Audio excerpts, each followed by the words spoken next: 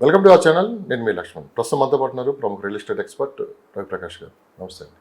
నమస్తే లక్ష్మణ్ గారు. ఎలా ఉన్నారు? ఫైన్ అండి, మీరు ఎలా ఉన్నారు? స్కూల్. ఓకే. సో అంతా బాగుంది, కానీ ఏంటి హైదరాబాద్ రియల్ ఎస్టేట్ అసలుకి గ్రౌండ్ లెవెల్లో ఏం జరుగుతుంది అంటే గత 1.5 year నుంచి కూడా ఇదే కొనసాగుతుంది. కాస్త మార్పు వచ్చింది అనుకునే టైంలోనే మళ్ళీ కాస్త మళ్ళీ డౌన్ అయిందని చెప్పి కూడా ట్రేడ్ వర్గాలు చెప్తున్నాయి. ఏంటి గ్రౌండ్ లెవెల్ పరిస్థితి ఏ విధంగా ఉంది? అవునండి, హైదరాబాద్ రియల్ ఎస్టేట్ కొంచెం డౌన్ ట్రెండ్లో ఉన్నమాట వాస్తవమే. అది దాన్ని అయితే కాదనలేము. బట్ యాక్చువల్గా ఇప్పుడు ఫేజ్ తీసుకుంటే Hyderabad real estate phase recovery ఫేజ్లో ఉందండి. అండి ఎప్పుడు రియల్ ఎస్టేట్లో మీరు లాస్ట్ 6 months నుంచి ఇదే చెప్తున్నారు, రికవరీ ఫేజ్లో ఉందంటున్నారు. కానీ గ్రౌండ్ లెవెల్లో పరిస్థితి ఆ విధంగా లేదు అని చెప్పి కూడా విశ్లేషకులు అంటున్నారు.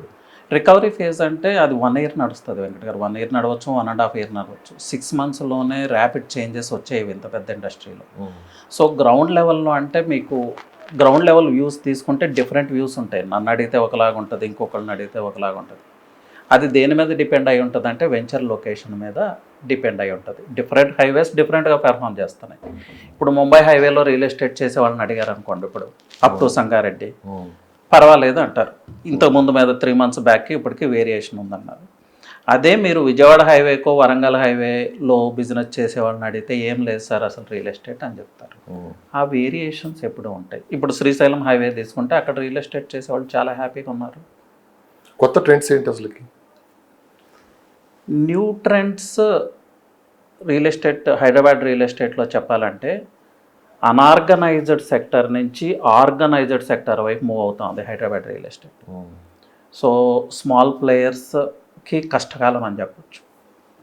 అంటే స్మాల్ ప్లేయర్స్ అంటే 10%, 20% ఇన్వెస్ట్మెంట్తో ల్యాండ్ పూల్ చేసి లేఅవుట్ డిజైన్ చేసి సేల్ చేసి ఆ ఫండింగ్తో అంటే కస్టమర్ ఫండింగ్తో బిజినెస్ నడిపిద్దాం అనుకుంటే 99% ఆఫ్ ద టైమ్స్ ఫెయిల్యూరే ఉంటుంది.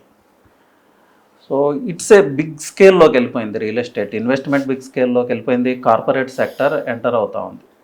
సో సిస్టమేటిక్గా ఆర్గనైజ్డ్గా ప్రాపర్ కైండ్ ఆఫ్ ఫండింగ్తో రియల్ ఎస్టేట్లోకి ఎంటర్ అవుతేనే సక్సెస్ అవ్వగలం. లేదు అంటే we have to move away అండి. ఓకే, అది పరిస్థితి. కానీ ఎంఎస్ఎన్ ఫార్మా కంపెనీ కూడా రియల్ ఎస్టేట్ రంగంలో అడుగు పెడుతుందని చెప్పి మనం విన్నాం. మరొక ట్రంప్ టవర్స్ కూడా స్టార్ట్ అయిందని చెప్పి విన్నాం. కాస్త ఇది కొంచెం సంకేతాలు, మంచి సంకేతాలు వేస్తుంది రియల్ ఎస్టేట్ రంగంలో.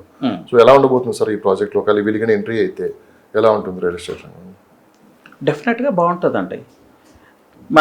మీరు లాస్ట్ క్వశ్చన్కి నా ఆన్సర్ అదే. ఎవరికైతే ఫండింగ్ ఉంటుందో, ఎవరైతే రిస్క్ బేరింగ్ క్యాపబిలిటీస్ ఉంటాయో వాళ్ళదే రియల్ ఎస్టేట్ గేమ్ ఇవాళ. ఎంఎస్ఎన్ అంటే మీకు తెలిసిందే, బిగ్ ఫార్మా కంపెనీ. అంటే వాళ్ళకి ఫండింగ్ బ్యాకప్ ఉంది. సేల్స్ అయినా అవ్వకపోయినా కూడా కన్స్ట్రక్షన్ ఆగదు. సో రికవరీ ఫేజ్ నుంచి ఎక్స్పాన్షన్ ఫేజ్కి వచ్చినప్పుడు వాళ్ళు సెల్అవుట్ చేసుకుంటారు వాళ్ళ ఇన్వెంటరీని. ఇన్ కేసు రెసిషన్ వస్తే ఇన్వెంటరీని హోల్డ్ చేయగలుగుతారు. The same with Aurobindo, the same with my home group, the same with Aparna group. వాళ్ళు ఎక్కడో ఫెయిల్ అవ్వలేదే, చిన్న చిన్న ప్లేయర్స్ ఫెయిల్ అవుతా ఉన్నారు. సో బిల్డర్స్ అంతా హ్యాపీగా ఉన్నారా? బిల్డర్స్ హ్యాపీగా ఉన్నారంటే లేదనే చెప్పొచ్చు. ఎందుకంటే లాస్ట్ 2 years నుంచి బిజినెస్ ఏం లేదు. బట్ అట్లని చెప్పి ఇది ఊహించని ఫేజ్ ఏం కాదండి. పెద్ద పెద్ద బిల్డర్స్ అందరికీ ఇలాంటి పరిస్థితి ఒకటి వస్తుందని వాళ్ళకి ముందే తెలుసు. కానీ గత 15 years కింద ఒకసారి కానీ మనం పరిశీలించామంటే ఎప్పుడు ఇలాంటి గడ్డు పరిస్థితులు రాలేదు. వచ్చినా కానీ అడపదడప ఏదో ఒక 4 నెలలు 5 నెలలు అట్లా మార్కెట్ డల్గా ఉండి తర్వాత పుంజుకునేది. తర్వాత ఈ టైంలో 1.5 year నుంచి ఇంత డల్గా ఉంటే ఇదే ఫస్ట్ టైం చూస్తున్నారు అంటున్నారు. లేదు లక్ష్మణ్ గారు, ఇంతకన్నా పెద్ద పెద్ద ఛాలెంజెస్ ఫేస్ చేసింది హైదరాబాద్ రియల్ ఎస్టేట్. మీరు 10-15 years నుంచి తీసుకోండి. 2008 వరల్డ్ వైడ్గా రెసిషన్. ఇది చాలా చిన్న ఛాలెంజ్ అండి. అప్పుడు ఆల్మోస్ట్ 3-4 years రియల్ ఎస్టేట్ ఆగిపోయింది. స్ట్రక్చర్స్ అనేవాళ్ళు అంటే ఓన్లీ స్ట్రక్చర్స్ కనిపిస్తూ ఉన్నాయి హైదరాబాద్ హైవే మీద, ఫినిష్ అవ్వని స్ట్రక్చర్స్. ఆ టైంలో చాలా ప్రాబ్లం ఫేస్ చేశారు బిల్డర్స్. అలాగే తర్వాత తెలంగాణ యాజిటేషన్ మీకు తెలియదేమో, 3-4 years బిజినెస్ లేదు. నెక్స్ట్ కోవిడ్ టైంలో కూడా కొంత ప్రాబ్లం ఫేస్ చేశారు. కానీ ఎలా మళ్ళీ రీకూప్ అయ్యారు అనేది మీరు చూశారు. ఆ ఛాలెంజెస్తో ఫేస్ చేస్తే it's not a big challenge కదా. ఇంతకన్నా పెద్ద పెద్ద ఛాలెంజెస్ని చాలా ఓవర్కమ్ అయ్యాం మనం. ఇట్లా చెప్పుకుంటా పోతే చాలా చెప్పచ్చు. హైదరాబాద్లో కొత్తగా ఎమర్జింగ్ అయ్యే ప్లేసెస్ ఏమున్నాయి? ఎస్ అండి, రెసిడెన్షియల్గా ఎమర్జ్ అయ్యే ప్లేసెస్ని తీసుకుంటే ఇప్పుడు మనం ఐటీ హబ్ని బేస్ చేసుకుని towards west towards Mumbai highway move అయితే Kollur is the emerging place అండి. అలాగే నియోపోలిస్. నెక్స్ట్ కొల్లూరు తర్వాత తీసుకుంటే మనం ఇస్నాపూర్, పటాన్ చెరువు ఇవన్నీ ఎమర్జింగ్ ప్లేసెస్. అలాగే సౌత్ వైపు తీసుకుంటే రాజేంద్ర నగర్ అండ్ బుద్వేల్ చాలా ఎక్సలెంట్గా డెవలప్ అవుతున్న ఏంటి ఈ places. మధ్యకాలంలో రాజేంద్ర నగర్ బుద్వేల్ బాగా వినిపిస్తుంది, పాన్ ఇండియా ప్లేయర్స్ అందరూ ఇప్పుడు రాజేంద్ర నగర్లోనే ఉన్నారు. ఎందుకంటే బుద్వేల్లోనే పర్టికులర్గా ఆ ప్లేస్ని వాళ్ళు సెలెక్ట్ చేసుకోవడానికి కారణం ఏంటి? అంటే దాని లొకేషన్ అడ్వాంటేజ్ అండి. ఐటీ హబ్ నుంచి, ఐటీ షాడో ఏరియాస్ నుంచి 15 minutes డ్రైవ్. అలాగే లొకేషన్ వైజ్గా తీసుకుంటే హై ఆల్టిట్యూడ్లో ఉంటుందండి. అంటే మన నియోపోలిస్ ఎలాగో నియోపోలిస్ కన్నా high altitude 550 meters 600 meters above sea level. So అక్కడ వ్యూ జస్ట్ ఇమాజిన్ అండి, ఒక పక్క ఏమో మోడర్న్ సిటీ, ఇంకొక పక్క చూస్తే Osman Sagar lake abundance of land availability ఉంది. దాని చుట్టూ 111 జీవోలో నేచర్ ఆ ఏరియాని సపోర్ట్ చేస్తుంది. అలాగే 10 minutes drive to international airport. Rajender నగర్కి మెయిన్ వాల్యూ యాడెడ్ ఏది అంటే ఎయిర్పోర్ట్. ఎందుకంటే మన ఎయిర్పోర్ట్ కేవలం ఎయిర్పోర్ట్ కాదు, ఎయిర్పోర్ట్ సరౌండింగ్స్లో 1500 acresలో జిఎంఆర్ ఏరో సిటీ, ఒక మోడర్న్ సిటీయే రాబోతుంది. ఆల్రెడీ స్టార్ట్ అయింది. 5-star హోటల్స్ వచ్చినాయి, డెకత్లాన్ వచ్చింది, ఇంటర్చేంజ్ అనే మాల్ వస్తుంది. ఇప్పుడు వరకు ఇండియాలో ఎక్కడా లేని కాన్సెప్ట్ ఇది. ఫారిన్ స్టైల్లో ఇంటర్చేంజ్ మాల్ వస్తుంది. అలాగే ఏరోస్పేస్ అక్కడ రాబోతుంది, బిజినెస్ స్కూల్ ఉంది, ఢిల్లీ పబ్లిక్ స్కూల్ ఉంది. ఇలా లాట్ ఆఫ్ ఎడ్యుకేషన్ పరంగా, కన్వెన్షన్ సెంటర్స్ పరంగా బిగ్ లాజిస్టిక్ హబ్ ఉంది లోపల, ఎయిర్పోర్ట్ లోపల లాజిస్టిక్ సెంటర్ ఉంది. సో ఒక సిటీయే డెవలప్ అవుతుంది. మనం 4th సిటీ గురించి మాట్లాడుకుంటున్నాం, కానీ ఈ సిటీ గురించి చాలామందికి తెలియదు. చాలా అడ్వాన్స్డ్ సిటీ ఇది. మీ హెల్త్ కేర్ కావాలా, రెస్టారెంట్కి వెళ్ళాలా, ఎంటర్టైన్మెంట్ కావాలా, వాట్ ఎవర్, ఒక ఫ్యామిలీకి ఏది కావాలన్నా రాజేంద్ర నగర్ నుంచి matter of 10 minutes airport. This is the biggest advantage అండి. ఓకే, ద ఫ్యూచర్ ఎలా ఉంటుంది అంటే రాబోయే 5-10 సంవత్సరాల్లో? అంటే మీరు ఎప్పుడు, ఎందుకంటే ఎక్కువ 4th సిటీ గురించి ఎక్కువ డిస్కషన్ జరుగుతుంది. 4th సిటీ డెవలప్మెంట్స్ ఏ విధంగా ఉండబోతుందని కూడా చెప్పారు. 4th సిటీకి ఉన్న ల్యాండ్ సరిపోక ఇంకో 10-15 వేల ఎకరాలు తీసుకుంటారని చెప్పి వాళ్ళు చెప్పడం జరిగింది. దాంతోపాటు 1,00,000 ఎకరాలు, సో సరౌండింగ్స్ మొత్తం డెవలప్ కూడా అవ్వబోతున్నాయని చెప్పుకుంటున్నారు. ఒకసారి ఫ్యూచర్ ఆలోచిస్తే రాబోయే 5-10 సంవత్సరాల్లో ఇటు ఎయిర్పోర్ట్ నుంచి మొదలు పెట్టుకుంటాడు శ్రీశైలం ఎండింగ్ వరకు ఎలా ఉండొచ్చు ఈ రోడ్? అంటే ఇటు పక్క బెంగళూరు హైవే కూడా ఉంటుంది, ఈ రెండు పక్క పక్కనే ఉంటాయి. మరో పక్క ఎక్కువ ఈ మధ్యకాలంలో అనిపిస్తుంది సాగర్ హైవే కూడా ఎక్కువ డిమాండ్ ఉందని చెప్పి. ఎలా ఉంటుంది ఈ లొకేషన్ మొత్తం? అంటే అభివృద్ధి అంతా ఒకవైపే ఉండబోతుందా? అప్పుడు సౌత్ పార్ట్ని డెవలప్ చేయడానికి కారణం అదే కదా, అభివృద్ధి అంతా వెస్ట్లో కాన్సన్ట్రేట్ అయిపోయింది. ఇక హై రైజ్ టవర్స్ చూస్తే ఇక్కడే, ఐటీ చూస్తే ఇక్కడే, రెసిడెన్షియల్ హబ్స్ చూస్తే ఇక్కడే. సౌత్ ఈస్ట్ నార్త్ నెగ్లెక్ట్ చేయబడ్డాయని చెప్పొచ్చు. సో దాన్ని కాంపన్సేట్ చేయడానికే ఇప్పుడు సౌత్లో కాన్సన్ట్రేట్ చేసింది బిఫోర్ గవర్నమెంట్ కానీ, ఈ గవర్నమెంట్ కానీ. సో ఇప్పుడు సౌత్లో ఏం జరుగుతుందో చూద్దాం. ఆల్రెడీ ఎయిర్పోర్ట్ ఉంది, ప్లస్ ఫ్యూచర్ సిటీ రాబోతుంది. ఫ్యూచర్ సిటీ వస్తే ఏమవుతుంది, ఎంప్లాయ్మెంట్ జనరేట్ అవుతుంది. ఎంప్లాయ్మెంట్ జనరేట్ అయితే రెసిడెన్షియల్గా డెవలప్ అవుతుంది, కమర్షియల్గా డెవలప్ అవుతుంది. So it's a cyclic process అనమాట. సో ఇక్కడ వెస్ట్లో కంజెషన్ని తగ్గించాలి అంటే సౌత్ డెవలప్ చేయాలి. ఒకే చోట డెవలప్మెంట్ కాన్సన్ట్రేట్ చేయటం కాదు, పీపుల్ ఇక్కడి నుంచి అటువైపు మూవ్ అవ్వాలి. సో గవర్నమెంట్ సింపుల్గా మూవ్ అవ్వండి అంటే అవ్వదు. అక్కడ ఇన్ఫ్రాస్ట్రక్చర్ డెవలప్ చేస్తే people will naturally move there. Commercial spaces మొత్తం అంటే ఆ బిల్డింగ్స్ అన్ని ఒకే లొకేషన్లో వస్తున్నాయి. ఎస్. సో మిగతా ప్లేసెస్కి ఎందుకు అవి స్ప్రెడ్ అవ్వట్లేదు? దీనికి మనం బెంగళూరుతో కంపేర్ చేయొచ్చు అండి ఈ విషయంలో. బెంగళూరు ఏంటంటే 4 sides ఐటీ ఉంటుంది, ఏ పక్క చూసినా ఐటీ ఉంటుంది. బట్ హైదరాబాద్కి ఏమైంది, ఐటీ అంతా ఒకే ప్లేస్లో కాన్సన్ట్రేట్ అయింది. Hitech city, Gachibowli, financial district, ఈ ప్లేస్లోనే ఐటీ అంతా కాన్సన్ట్రేట్ అయింది. సో ఐటీయే మేజర్ ఎకనామిక్ పవర్ హౌస్ హైదరాబాద్కి. అలాంటప్పుడు ఐటీ అంతా కాన్సన్ట్రేట్ అయిన ప్లేస్లోనే కమర్షియల్ టవర్స్ వస్తాయి, రెసిడెన్షియల్ టవర్స్ వస్తాయి. ఎందుకంటే పీపుల్ ఇక్కడ ఉండటానికి ఇష్టపడతారు. ఐటీ అంతా ఇక్కడ పెట్టుకొని మీరు విజయవాడ హైవేకి వెళ్ళండి అంటే వెళ్ళరు కదా. గవర్నమెంట్ చాలా కాలం నుంచి రిక్వెస్ట్ చేస్తుంది పీపుల్ని, బిల్డర్స్ని, మూవ్ టు ఈస్ట్ అని. కానీ బిల్డర్స్ వెళ్ళట్లేదు. ఎందుకు అంటే వాళ్ళకి కావాల్సిన ఆ కస్టమర్ అంతా ఇక్కడ ఉన్నారు. ఐటీ పీపుల్ కస్టమర్ బ్యాకప్ అంతా ఇక్కడ ఉంది, ఇన్ఫ్రాస్ట్రక్చర్ ఇక్కడ ఉంది. మంచి ఇన్ఫ్రాస్ట్రక్చర్ ఉన్న ప్లేస్లో నేను హై రైజ్ టవర్ కడితే నాకు సేల్స్ ఉంటాయి. ఇప్పుడు నేను ఇన్ఫ్రాస్ట్రక్చర్ లేని ప్లేస్కి వెళ్ళి బిగ్ టవర్ కన్స్ట్రక్ట్ చేయలేను కదా. So that's why south is developing. అంటే ఇప్పుడు సౌత్ని అలా ట్రాన్స్ఫార్మ్ చేస్తారు. హై రైజ్ బిల్డింగ్స్ కూడా విపరీతమైన డిమాండ్ ఉందని చెప్పి కూడా వినిపిస్తున్నమాట. దాంతోపాటు గవర్నమెంట్ కూడా పర్మిషన్ విపరీతంగా ఇచ్చేస్తుంది హై రైజ్. ఎంతవరకు సేఫ్ సార్ ఈ హై రైజ్ బిల్డింగ్స్ అనేది? అంటే డబ్బులుంటే హై రైజ్లో కొనవచ్చులే కానీ, బట్ అన్ని డబ్బులు పెట్టి కొన్ని కూడా హై రైజ్లో రేపు సెక్యూరిటీ పరంగా ఎంతవరకు సేఫ్టీ అంటే మీరు ఏం చెప్తారు? లక్ష్మణ్ గారు, హై రైజ్ గురించి డిస్కస్ చేస్తే ఇవి చాలా విమర్శలు వస్తాయి మనం ఏదైనా నెగిటివ్గా మాట్లాడితే. బికాజ్ పీపుల్కి ఇంకా అవేర్నెస్ రాలేదు దాని గురించి. మనం ఏదైనా మాట్లాడితే వీళ్ళు ఏదో రాంగ్ ప్రోపగండా అంటారు. బట్ ఎనీహౌ అవేర్నెస్ మనం అయితే క్రియేట్ చేయాలి. హై రైజ్ వల్ల చాలా అంటే చాలా నష్టాలండి. టోటల్గా హైదరాబాద్ డైనమిక్స్నే డిస్టర్బ్ చేస్తుంది. ఇది గవర్నమెంట్ ఆఫీషియల్స్ కూడా తెలుసు. దీనికి రీజన్ ఏంటంటే అన్లిమిటెడ్ ఎఫ్ఎస్ఐ అనేది ఒక్క హైదరాబాద్ సిటీలోనే ఉంది, ఇండియాలో ఎక్కడా లేదు. దీనికి రీజన్ ఏంటనేది ఎవరికి తెలియదు. ప్రెజెంట్ గవర్నమెంట్ రేవంత్ రెడ్డి గారు వచ్చిన తర్వాత దీని మీద ఆయన మాట్లాడటం, ఆయన కూడా సాక్షాత్తు అసెంబ్లీ వేదికగా తన ఆవేదన వ్యక్తం చేశారు. ఇలా అవుతుంది, మనకు ఆ డ్రైనేజ్ సిస్టమ్ ఉందా, మనకు ఆ రోడ్ నెట్వర్క్ ఉందా, ఎలా చేస్తే అనేది. ఫైర్ సేఫ్టీ కూడా అంతంత మాత్రమే ఉంది. ఫైర్ సేఫ్టీ వాస్తవంగా మాట్లాడుకుంటేనంటే హై రైజ్లో జనరల్గా ఈ ఫైర్ యాక్సిడెంట్స్ జరిగే అవకాశాలు తక్కువ, ఎందుకంటే బిల్డర్స్ ఆ మెజర్స్ తీసుకుంటారు.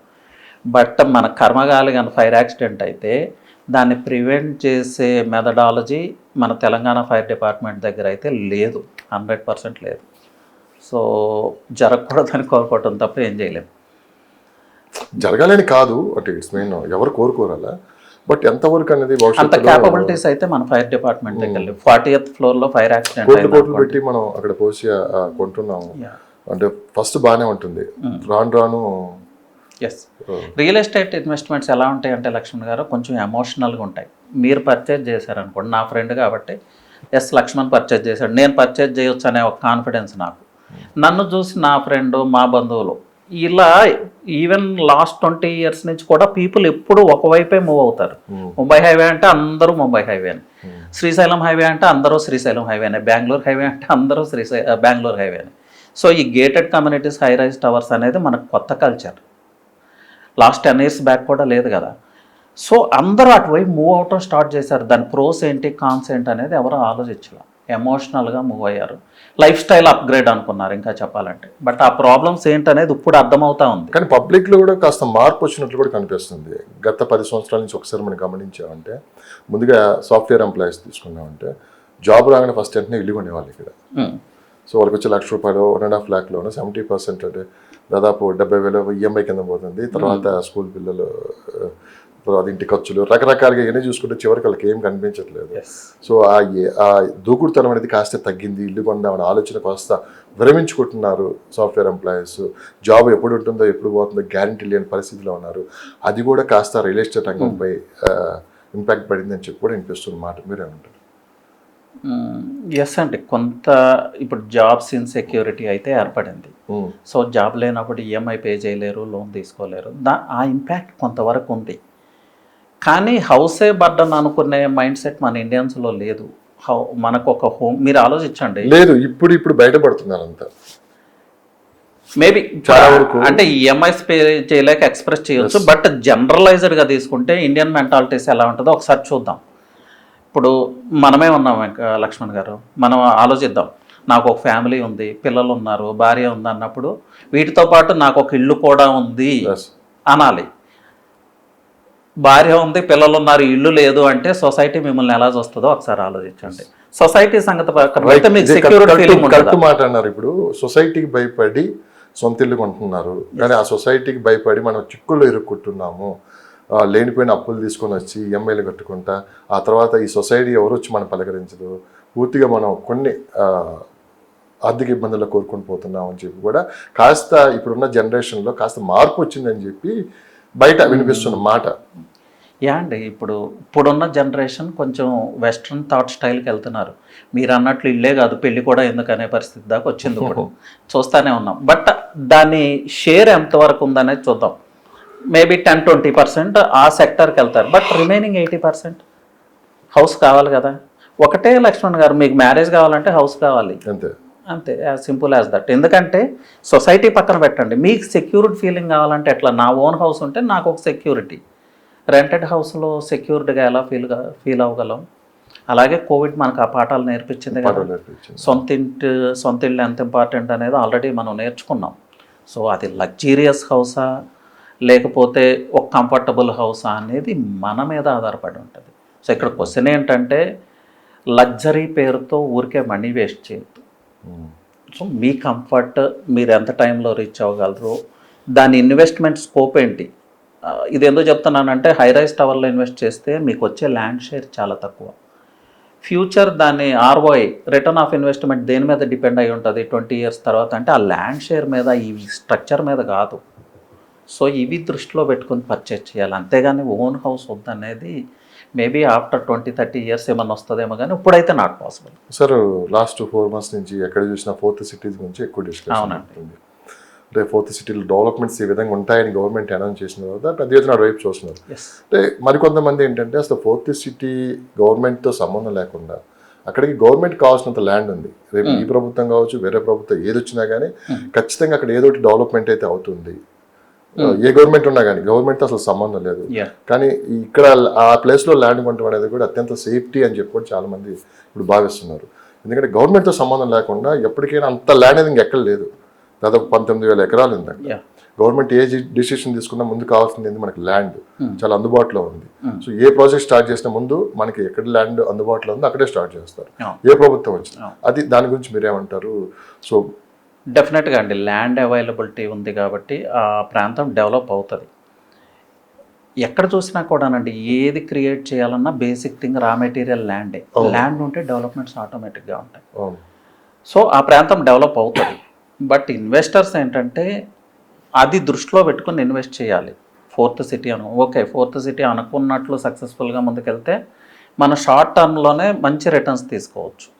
But in case 4th city కొంచెం ప్రొలాంగ్ అయింది అనుకుందాం, just like pharma city prolong అయినప్పుడు మనం ఏ కీ పారామీటర్ తీసుకుని ఇన్వెస్ట్ చేయాలి అక్కడ ఉన్న రోడ్ నెట్వర్క్, లేకపోతే పీపుల్ ఎటువైపు మూవ్ అవుతున్నారు అనేది ఇంపార్టెంట్ అండి. ఇప్పుడు రియల్ ఎస్టేట్లో 4th సిటీ కాదు, ఇంకో SEZ కాదు, మెయిన్ పారామీటర్ ఏంటంటే పీపుల్ ఎటువైపు మూవ్ అవుతున్నారు, మూవ్ అవ్వటానికి ఎటువైపు అవకాశం ఉంది. ఇదే బేసిక్ రియల్ ఎస్టేట్. హైదరాబాద్లో ఎలా ఉంది, ఎటువైపు మూవ్ అవుతున్నారంటే టువర్డ్స్ వెస్ట్, అంటే వెస్ట్ నుంచి ముంబై హైవే వైపు మూవ్ అవుతున్నారు. అలాగే ఐటీ హబ్ను బేస్ చేసుకుని సౌత్ వైపు మూవ్ అవుతున్నారు, అప్ టు సాగర్ హైవే వరకు మూవ్ అవుతున్నారు. సో ఈ ఏరియాస్ సేఫ్ ఇన్వెస్ట్మెంట్ అవుతాయి. 4th సిటీ వస్తే ఓకే, రాకపోయినా కూడా కొంచెం long term time taking, but మంచి రిటర్న్ ఆఫ్ ఇన్వెస్ట్మెంట్. ముంబై హైవేకి ఏమైనా డిమాండ్ తగ్గిందంటారా? గ్రౌండ్ లెవెల్ పరిస్థితులు అలానే ఉన్నాయా? ముంబై హైవేకి డిమాండ్ తగ్గటం అంటూ ఏం లేదండి. టాప్ పెర్ఫార్మింగ్ హైవే ఇప్పుడున్న హైదరాబాద్లో ఏదన్నా ఉందంటే అది ముంబై హైవేనే. సెకండ్ ప్లేస్లో Srisailam highway, next comes Bengaluru highway.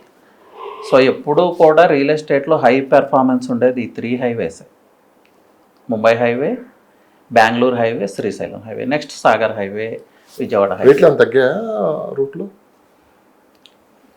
Prices తగ్గినాయా అంటే ఎస్ నో, 2 ఆన్సర్స్. సో ఓవరాల్గా హైదరాబాద్ మొత్తం 360 degreesలో రేట్లు ఏమైనా 1 or 2% తగ్గాయా? అంటే ఈ క్రైసిస్లో ఈ 1.5 years నుంచి మార్కెట్ కూడా డల్ ఉంది. నేను అదే చెప్తున్నాను లక్ష్మణ్ గారు, రేట్స్ తగ్గాయా అంటే తగ్గాయి, తగ్గలేదు కూడా. ఎలా అంటే ఇప్పుడు ఏదైతే HMDA రీజియన్ ఉందో, ఎక్స్టెండ్ అయిపోయే HMDA రీజియన్లో ప్రైజెస్ ఎక్కడా తగ్గలేదు.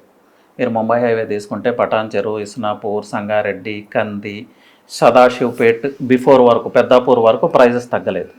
బట్ పెద్దాపూర్ తర్వాత ప్రైజెస్ తగ్గినాయి, సదాశివపేట తగ్గినాయి, ఆరూరు తగ్గినాయి, లేదంటే జహీరాబాద్ ఇలాంటి ప్లేసెస్లో ప్రైజెస్ తగ్గినాయి. The same with Srisailam highway, Kandukur మండలం వరకు ఓకే, తర్వాత ప్రైజెస్ తగ్గినాయి. బెంగళూరు హైవేలో కూడా అంతే, షాద్ నగర్ వరకు మంచిగానే పెర్ఫామ్ చేస్తుంది, షాద్ నగర్ తర్వాత ప్రైజెస్ తగ్గినాయి. ఇలా అన్ని హైవేస్ కూడా ఇలాగే ఉన్నాయి. అంటే కోర్ రీజియన్లో ఎక్కడ ప్రైజెస్ తగ్గలేదు, అంటే HMDA ఎక్కడ వరకు ఎక్స్టెండ్ అవుతుందో ఆ ఏరియాస్లో ఎక్కడ ప్రైజెస్ తగ్గలేదు. ఆఫ్టర్ HMDA రీజియన్ ప్రైజెస్ తగ్గాయి. ఏంటి మిడిల్ క్లాస్ పీపుల్ ఏం ఆలోచిస్తున్నారు ప్రజెంట్ లాస్ట్ 1 year నుంచి? మిడిల్ క్లాస్ పీపుల్ ఫస్ట్ నుంచి ఒకటే కంప్లైంట్ కదండి, ప్రైజెస్ ఎక్కువ అనేది కంప్లైంట్. అఫోర్డబుల్ ఉండట్లేదు, రోజు రోజుకి ప్రైజెస్ పెరుగుతున్నాయని. బట్ ఇది కామన్ అండి, 20 years బ్యాక్ వెళ్ళినా ఇదే కంప్లైంట్, 10 years బ్యాక్ వెళ్ళినా ఇదే కంప్లైంట్, ఈరోజు ఇదే కంప్లైంట్. సో రియల్ ఎస్టేట్ ఎలా ఉంటుందంటే లక్ష్మణ్ గారు, ఇన్వెస్ట్ చేయాలనుకున్నప్పుడు మీరు కొంత స్ట్రెచ్ అవ్వాలి. స్ట్రెచ్ అవ్వడం అంటే ఐ మీన్, నా దగ్గర 10 lakhs ఉన్నాయండి, బట్ ఆ ల్యాండ్ ప్రైస్ 15 lakhs ఉందనుకోండి, నేను లోన్ తీసుకున్నో లేకపోతే క్రెడిట్ తీసుకున్నో ఆ 15 lakhs పెట్టి ఆ ల్యాండ్ కొనాలి. నేను కంఫర్ట్ జోన్లో ఉండి ల్యాండ్ కొనాలి అంటే మీ జీవితంలో ఎప్పటికీ కొనలేరు. ఉమ్, ఇది రాసి పెట్టుకోండి. సో ల్యాండ్ కొనాలంటే స్ట్రెచ్ చేయాల్సిందే. ఇది ఎప్పుడు మన పెద్దలు ₹1,00,000కి 1 ఏకర్ కొనేవాళ్ళు. మనం ఇప్పుడు అది ప్రైస్ తక్కువ అనుకుంటాం, కానీ ఆ రోజు 1 lakh చాలా పెద్ద అమౌంట్. వాళ్ళ దగ్గర 50 lakhs 60 lakhs ఉంటే అక్కడ 10,000 అక్కడ 10,000 అక్కడ 10,000 తెచ్చుకుని ఆ 1 lakh పెట్టి ఆ ఏకర్ పర్చేజ్ చేశారు వాళ్ళు. ఇప్పుడు మనం అంతా ఎంజాయ్ చేస్తుంది ఆ ప్రాపర్టీసే కదా. సో మిడిల్ క్లాస్ కావచ్చు, అప్పర్ మిడిల్ క్లాస్ కావచ్చు, ఎవరైనా కూడా ల్యాండ్ పర్చేజ్ చేయాలంటే రిస్క్ తీసుకోవాలి, స్ట్రెచ్ చేయాల్సిందే. ఓకే. కంప్లైంట్స్ వల్ల ఉపయోగం లేదు, అంటే ఎఫర్టబిలిటీ లేదు అంటం వల్ల ఉపయోగం లేదు. ప్లస్ ఎఫర్టబిలిటీని ఎవరు డిసైడ్ చేస్తారు? సార్ ఏంటి రియల్ ఎస్టేట్ రంగంలో డిజిటల్ మోసాలు ఈ మధ్య బాగా అనిపిస్తుంది. డిజిటల్ మోసాలు అంటే ఏంటి అసలు రియల్ ఎస్టేట్ రంగంలో? ఇది చాలా వరకు చాలా మంది లాస్ట్ 3-4 years నుంచి ఫేస్ చేస్తున్నారు. ఎస్, డిజిటల్ మోసాలు అంటే ఏ సెక్టర్లోనైనా అదే లక్ష్మణ్ గారు. ఏంటంటే సెక్టర్స్ అంటే మీరు ఓకే, దాంట్లో రియల్ ఎస్టేట్లో ఎలా అది కూడా ఎలా అంటే లేనిది ఉన్నట్టు చూపించటం, ఆ, ఏదైతే లేదో దాన్ని ఉన్నట్లు చూపించడం. ఇప్పుడు ఎన్ఆర్ఐస్ ఉన్నారు, ఎన్ఆర్ఐస్ కొంతమంది ఈవెన్ ల్యాండ్ విజిట్ చేయకుండా కూడా పర్చేజ్ చేస్తారు. వాళ్ళకి ఏంటంటే ఒక రా ల్యాండ్ చూపించడానికి బదులు అక్కడ ఏదో అద్భుతాలు జరుగుతున్నాయి అన్నట్లు చూపిస్తారు. ఫ్రీ లాంచ్ కూడా అలాంటిదే, అదే ఏమీ లేని దాన్ని ఏదో ఉన్నట్లు ఎక్స్పోజ్ చేసి సెల్ చేశారు. డిజిటల్గా దాన్ని అలా చూపిస్తూ ఉన్నారు. రియల్గా అక్కడ గ్రౌండ్ రియాలిటీస్ ఏంటనేది చూపించట్లేదు. డిజిటల్గా మోసం చేయటం అంటే అదే ఉంటుంది అండి. మొత్తం ఎన్ని సంవత్సరాలు రియల్ ఎస్టేట్ రంగంలో? నేను ఆల్మోస్ట్ 10+ years. 10 years కంప్లీట్ అయిపోయింది. 10+ years. ఒక స్ట్రైట్ క్వశ్చన్ అడుగుతా, మీరు చెప్పండి. సెలబ్రిటీస్ని డిజిటల్ అంటే ప్రమోషన్స్ కింద చూపించేసి అమ్మేస్తూ ఉంటారు, ప్లాట్స్ కానీ హౌసెస్ కానీ ఏదైనా సరే. ఇప్పటి వరకు ఈ 10 yearsలో మీరు చూసిన అవి ఓకే, అందరూ తప్పు చేస్తున్నారని కాదు, ఎక్కడో సరే కొంతమంది మోసపోయి ఉన్నారు. ఇప్పటికైనా పబ్లిక్ ఆ సెలబ్రిటీస్ని చూసి మనం ప్రతి రూపాయి కష్టపడి కూడబెట్టుకున్న డబ్బులు తీసుకొని పోయి ఆ కంపెనీస్కి పెట్టేయడం ఎంతవరకు కరెక్ట్ అంటే మీరు ఏం చెప్తారు? సెలబ్రిటీస్ రేపు వచ్చి మనకి ఏమైనా హెల్ప్ చేయగలరా? సెలబ్రిటీస్ వచ్చి హెల్ప్ చేస్తారంటే చేయరండి. అసలు ఎందుకు చేయాలి? ఒకప్పుడు నడిచింది బ్రాండ్ హీరోస్ ఎవరన్నా పెట్టి చేసేవాళ్ళు, రకరకాల కొనేసేవాళ్ళు, మా పక్క నుంచి చెప్పుకోవడానికి అది బాగుంది, కానీ ఎవరుంటారు అక్కడ? ఎస్, కరెక్టేనండి. సెలబ్రిటీ ఎలాంటి మార్పు రావాలంటున్నా ఈ విషయంలో? ఈ విషయంలో క్లయింట్స్లో అవేర్నెస్ పెరగాలండి. అంటే అసలు మనం ఇన్వెస్ట్ చేసేటప్పుడు ఏ పారామీటర్స్ దృష్టిలో పెట్టుకుని ఇన్వెస్ట్ చేయాలి. ఎవరో సెలబ్రిటీని చూసి మన సంపాదించిన డబ్బులను తీసుకొని అక్కడ పెట్టలేము కదా. ఆ పెడితే ఆ రిస్క్ మీరే బే చేయాలి. సెలబ్రిటీ ఎందుకు బే చేస్తాడు? అది అవుట్ ఆఫ్ క్వశ్చన్. సో ఏ పారామీటర్స్ని దృష్టిలో పెట్టుకుని ఇన్వెస్ట్ చేయాలనేది కొంత అవగాహన. ఇప్పుడు రియల్ ఎస్టేట్ అనేది ప్రతి ఇంటి సబ్జెక్ట్ అండి, ప్రతి ఒక్కళ్ళు నేర్చుకోవాల్సిన సబ్జెక్ట్. ఇంకొక పెద్ద మిస్కన్సెప్షన్ ఏంటంటే రియల్ ఎస్టేట్ అంటే ఏముంది, ఫ్లాట్ అమ్మాం కొన్నాం రిజిస్టర్. నో అండి, చాలా డీప్ సబ్జెక్ట్. ఇండియన్ ఎకానమీని నడిపిస్తుంది రియల్ ఎస్టేట్. మన జీడిపిలో 9% రియల్ ఎస్టేట్ షేర్ ఉంది. హైయెస్ట్ ఎంప్లాయ్మెంట్ జనరేటర్ 2nd ప్లేస్లో ఉంది రియల్ ఎస్టేట్. సాఫ్ట్వేర్తో పోటీ పడే రంగం రియల్ ఎస్టేట్.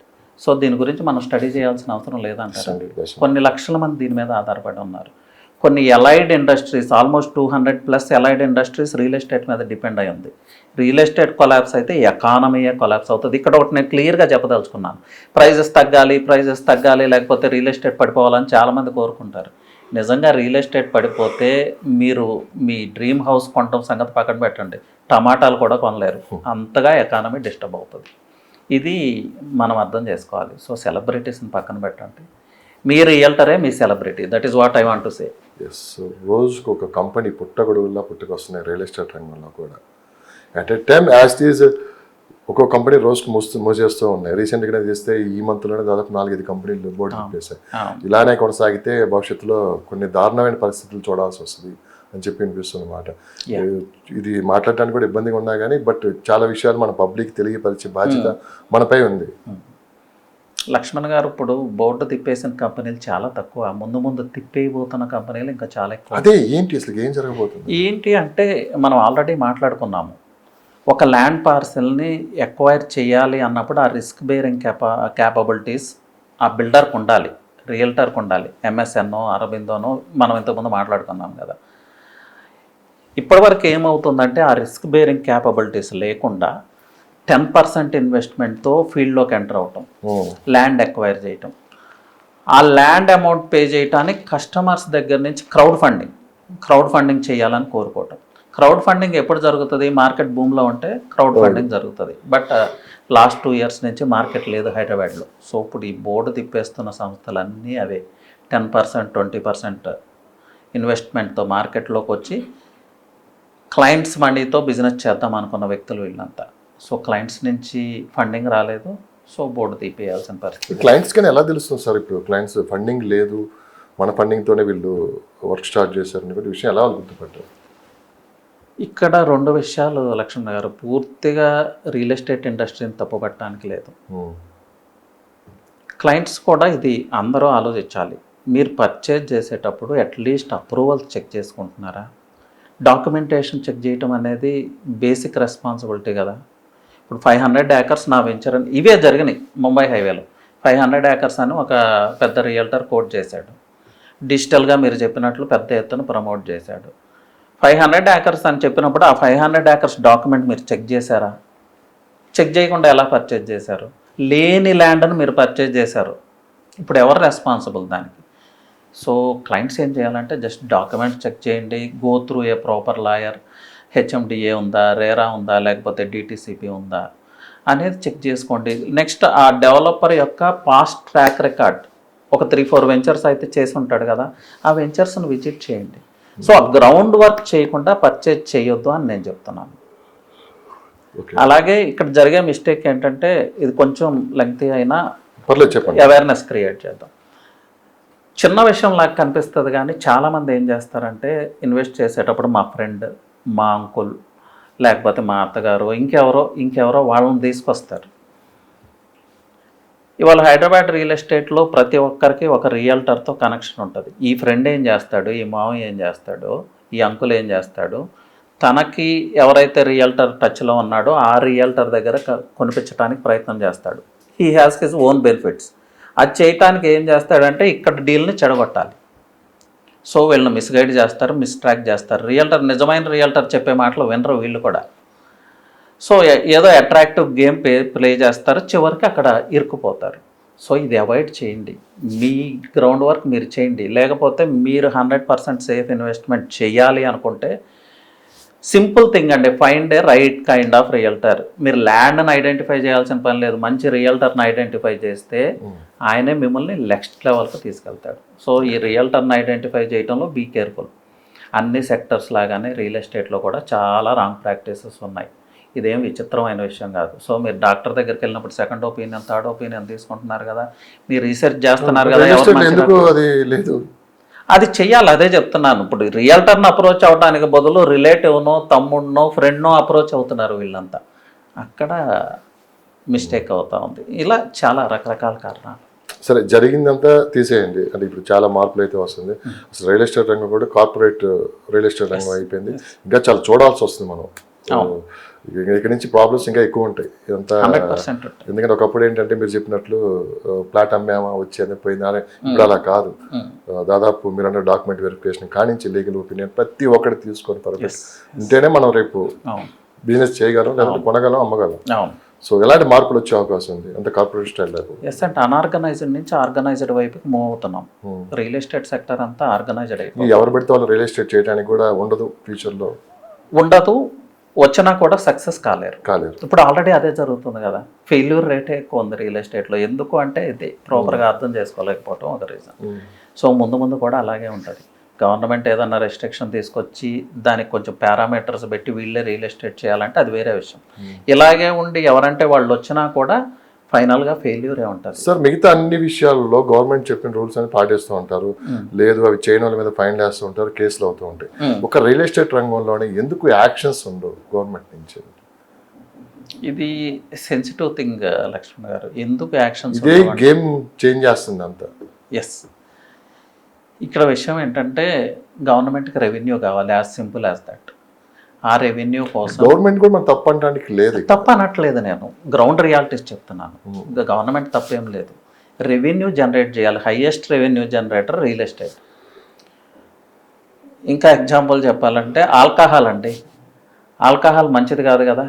ఎందుకు షాప్స్ని అలౌ చేస్తుంది గవర్నమెంట్ అంటే highest revenue generator. Real estate కూడా అంతే. రియల్ ఎస్టేట్ లేకపోతే గవర్నమెంట్ ముందుకెళ్ళదు. ఏం చేయాలి గవర్నమెంట్ చెప్పండి? సో అలా చూసి చూడనట్టు ఉంటుంది. అనాథరైజ్డ్ కన్స్ట్రక్షన్స్ కావచ్చు, జీపీ లేఅవుట్స్ కావచ్చు. మీరు చూడండి, రెవెన్యూ డిపార్ట్మెంట్లో ఎప్పుడూ మార్పులు జరుగుతూనే ఉంటాయి. లాస్ట్ గవర్నమెంట్ చాలా మార్పులు చేసింది, మళ్ళీ రేవంత్ రెడ్డి గారు వచ్చిన తర్వాత మళ్ళీ చేంజెస్ చేస్తున్నారు. ఎందుకు ఇలా సిస్టమ్ని ఆర్గనైజ్ చేయలేకపోతున్నారంటే చెయ్యలేక కాదు, పీపుల్ నీడ్స్ని కూడా వాళ్ళు అడ్రస్ చేయాలి. అంటే ఒక్క మన స్టేట్లోనే కదండి, ఆల్ స్టేట్స్ అలానే ఉంది పరిస్థితి. అన్ని స్టేట్స్లో ఇలాగ. ఎందుకంటే రియల్ ఎస్టేట్ అనేది చెప్పాను కదా, ప్రతి ఇంటి సబ్జెక్ట్ ఈరోజు ఎందుకు ఒక సెక్యూరిటీ ఇవ్వలేకపోతున్నాం పాయింట్ అదే. ఇక్కడ అన్ని లక్షలు పెట్టి కోట్ల రూపాయలు పెట్టి మనం ఒక ఇల్లు కొనుక్కుంటే వాళ్ళకి సెక్యూరిటీ ఇవ్వలేకపోతున్నాం ఎందుకు అనేది పాయింట్. మీకే మీరు ఏజెంట్ మీరు చెప్పారు సెక్యూరిటీ ఏ బేసిస్ మీద అంటారు? నీకు ఒక ఇల్లు కొంటున్నావు అంటే 100% గవర్నమెంట్ నుంచి కూడా నీకు ఇంకే ప్రాబ్లం లేదు ఇల్లు కొనుక్కో అని. దానికోసమే కదా రేరా. ఇప్పుడు రేరా ఉందంటే కొనుక్కోమని చెప్తుంది గవర్నమెంట్, వితౌట్ రేరా పర్చేజ్ చేయొద్దని చెప్తుంది. ఈలోపు హైడ్రా కూడా వచ్చింది కదా. హైడ్రా కూడా వచ్చింది. మరి ఎవరు పర్మిషన్లు ఇచ్చారు, ఎవరు పర్మిషన్లు ఇచ్చారు, ఎవరు పర్మిషన్ ఇస్తే కట్టుకున్నారు, మళ్ళీ ఎవరు చెప్తే కూల్ చేస్తున్నారంటే. ఎస్, ఇప్పుడు మీరు అడిగేది వాస్తవమే, బట్ అగైన్ సెన్సిటివ్ థింగ్ ఇది. అదే ఇందులో ఇలాంటి కూడా మార్పులు తీసుకొని వస్తే బాగుంటుంది కదా, కాస్త సెక్యూరిటీ ఇచ్చినట్టు ఉంటుంది. 100% చేంజ్ చేయాలి లక్ష్మణ్ గారు. అయితే ఇది కూడా ఒకటి అర్థం చేసుకోండి, హైడ్రా కూల్ చేసిందని మనం అంటున్నాం, కానీ దానిలో హిడెన్ థింగ్స్ చాలా ఉన్నాయి. హెచ్ఎండిఏ అంటే ఫేక్ పర్మిషన్స్ తెచ్చేస్తే సరిపోతుందా అంటే మీరేమంటారంటే ఎండ్ యూజర్కి తెలియదు అంటారు. ఇక్కడ పాయింట్ ఉంది, గవర్నమెంట్కి మెయిన్ ఏంటి, రెవెన్యూ. అంటే గవర్నమెంట్కి తెలుసు హైడ్రా కింద మనం యాక్షన్లో దించితే రెవెన్యూ పడిపోతుంది, మార్కెట్ కూడా డల్.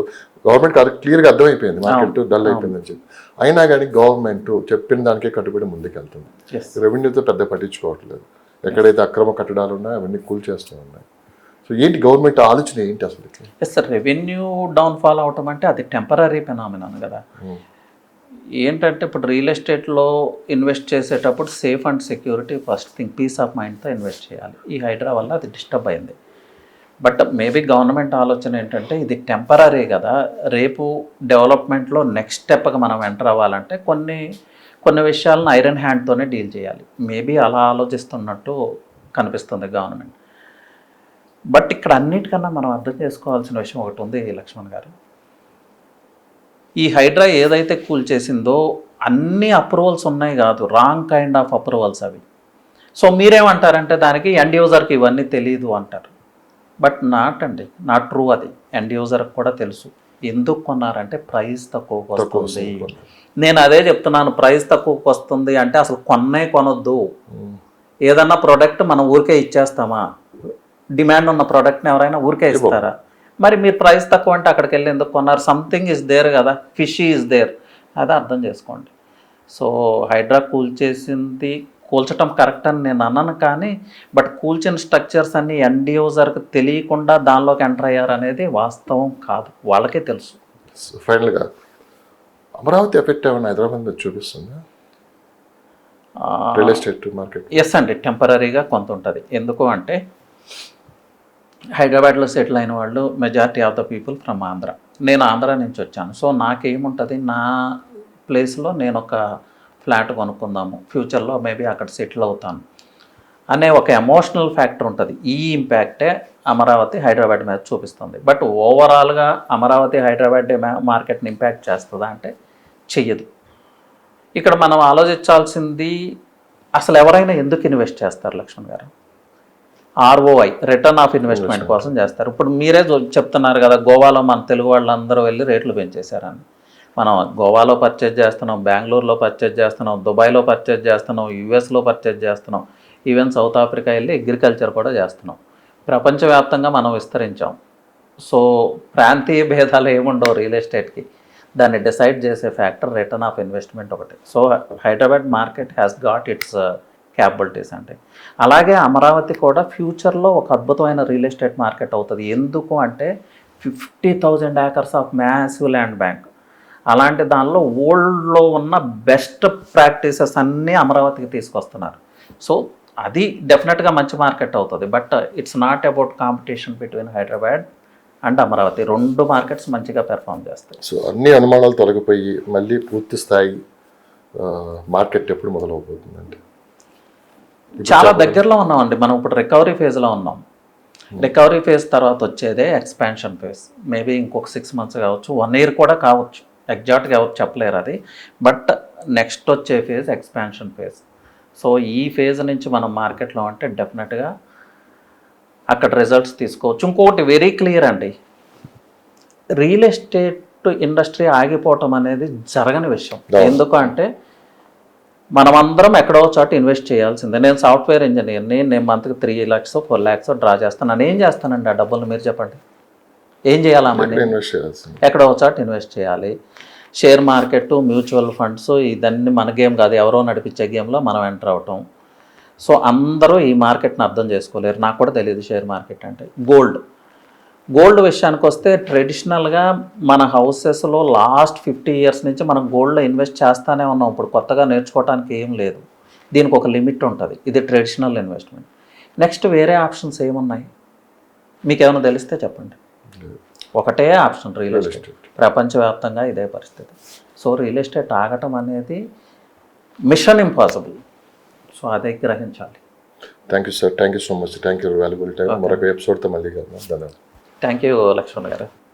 ఎస్ వ్యూవర్స్, నేను రవిప్రకాష్ అండి, real estate expert from Hyderabad. So ఏదన్నా ప్రాపర్టీ డీటెయిల్స్ కానీ ఇన్వెస్ట్మెంట్ గురించి ఏమన్నా ఎంక్వైరీస్ ఉన్నా, మీకు ఏదన్నా ఇన్ఫర్మేషన్ కావాలన్నా కూడా you can definitely call me అండి. కాల్ చేయటం కన్నా వాట్సాప్లో రీచ్ అయితే బెటర్. నేను మీకు కాల్ బ్యాక్ చేయడానికో రిటర్న్ రిప్లై ఇవ్వడానికో అవకాశం ఉంటుంది. సో నా నెంబర్ వచ్చి 9133728888. Anyway thank you, all the best.